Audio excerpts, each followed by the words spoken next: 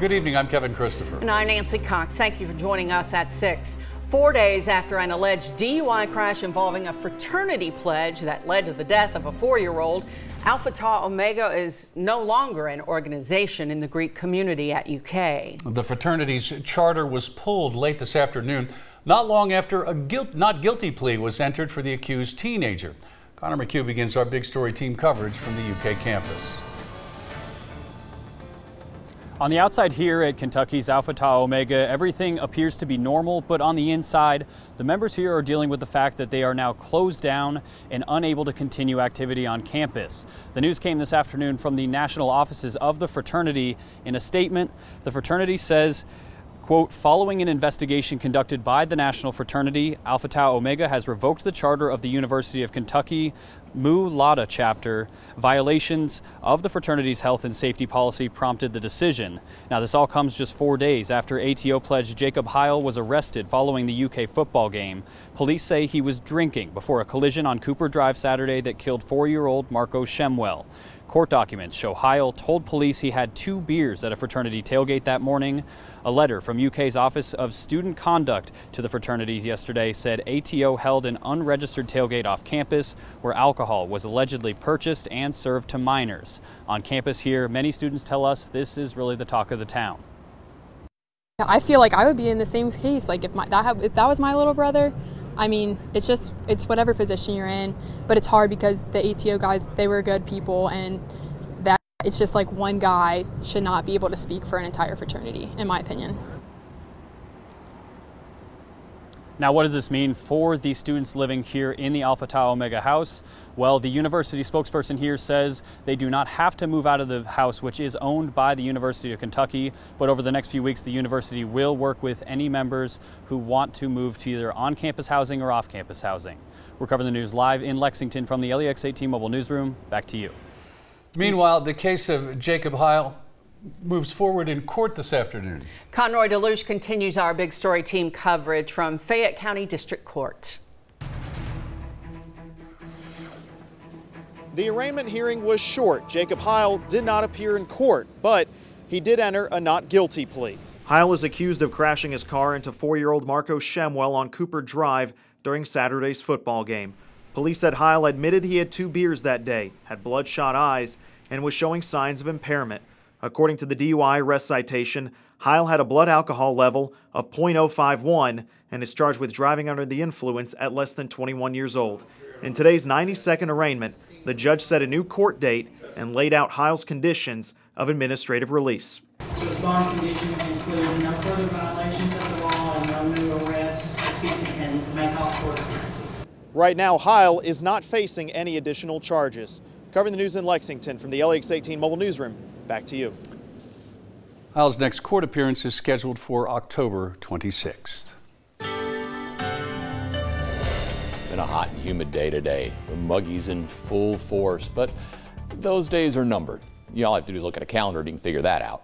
But as we are looking at the MaxTrack Live Doppler tonight, we did see a couple little tiny showers pop up, and there's not much left to them now. It's down to a sprinkle in Fleming County between Flemingsburg and Hillsborough there.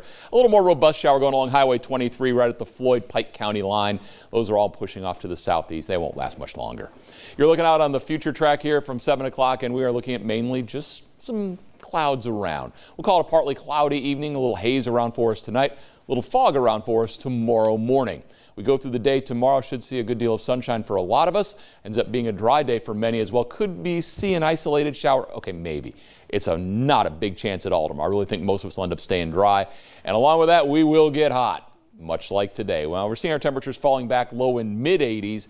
But the heat, it has one more kick left in it. We'll talk about that, and we will look ahead to your weekend. We'll have that for you in a couple minutes. All right, Bill, thanks. Hurricane Florence may be gone, but not everyone who fled from its path has returned. Yeah, one North Carolina family of 10 has been waiting out the storm in Barren County for nearly a week, but they're still not sure when they'll be able to go back to their flooded home. Tiffany Jackson has that story.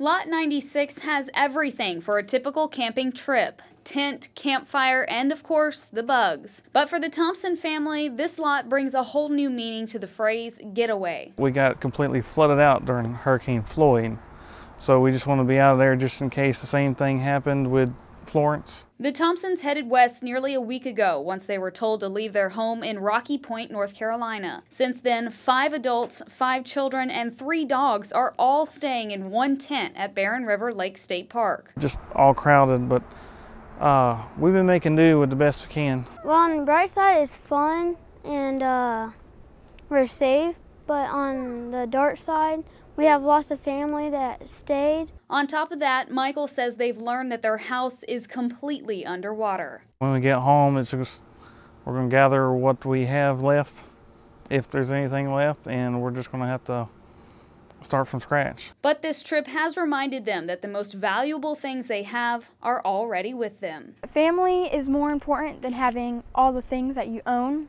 and that keeping all of your family together and safe is more important. Covering the news in Barren County, Tiffany Jackson, LEX 18 News.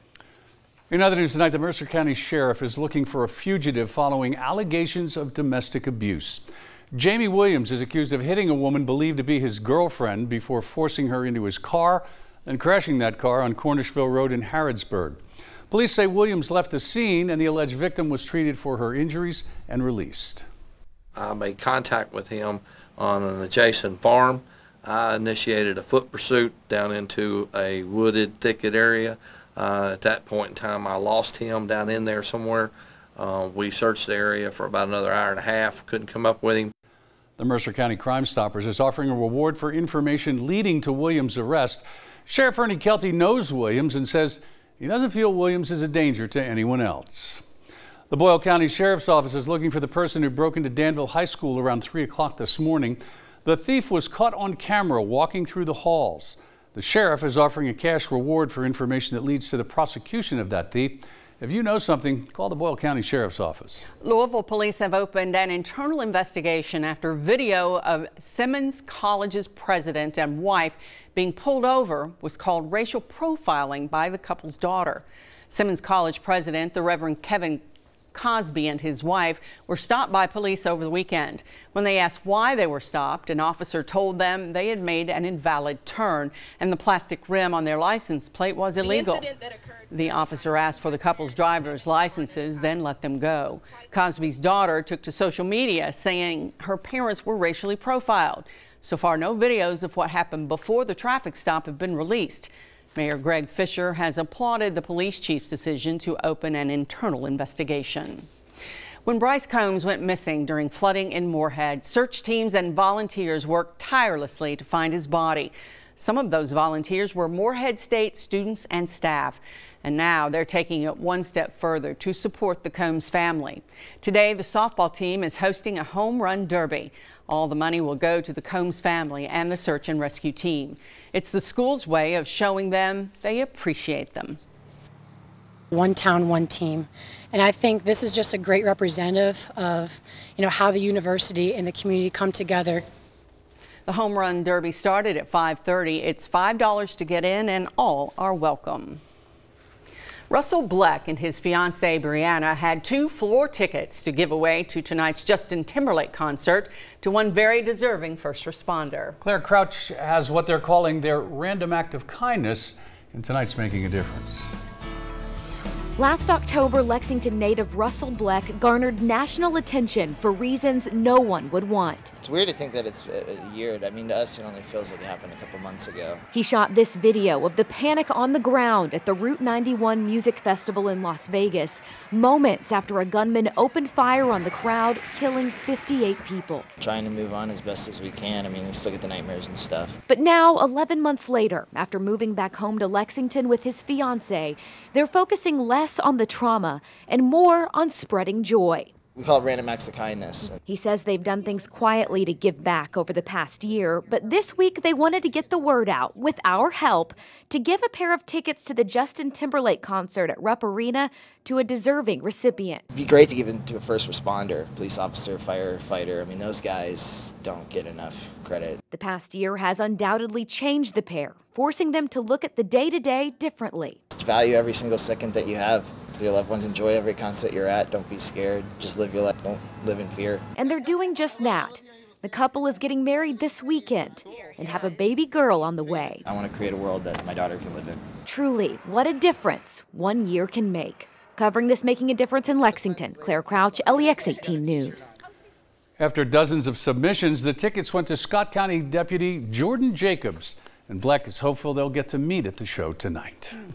A plant that helps fend off a serious disease is flourishing in Kentucky. Now, the Bluegrass State has become an unlikely source for a tool to treat malaria. Next on LEX 18 News at 6.